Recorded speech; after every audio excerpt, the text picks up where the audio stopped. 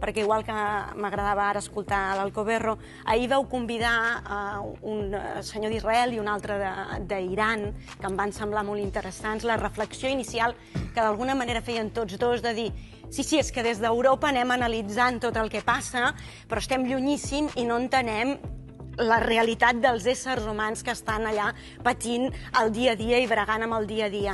A mi hi ha una altra reflexió ara... L'Arash Arjomandi i l'Ofer... Gràcies, em va agradar molt el testimoni de tots dos.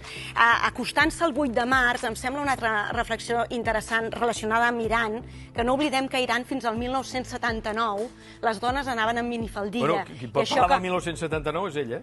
D'acord, i l'escoltarem... Jo hi era. L'escoltarem moltes ganes, però insisteixo en aquesta evolució terrible que s'ha fet des d'abans del 1979 fins avui en dia en el cas de les dones i acostant-nos ara al 8 de març, que sembla això que deia dies enrere del conte de la serventa de Margaret Atwood, clarament. Però per què faig aquesta reflexió? Perquè el convidat d'Iran ahir deia que hi ha dones que podrien liderar el país si es volgués un canvi de veritat, però que són totes a la presó. I això em sembla interessant i molt comprensible veure aquests dies, després de la mort del dictador, tantes persones exiliades externament o internament celebrant-ho, més enllà del que passa.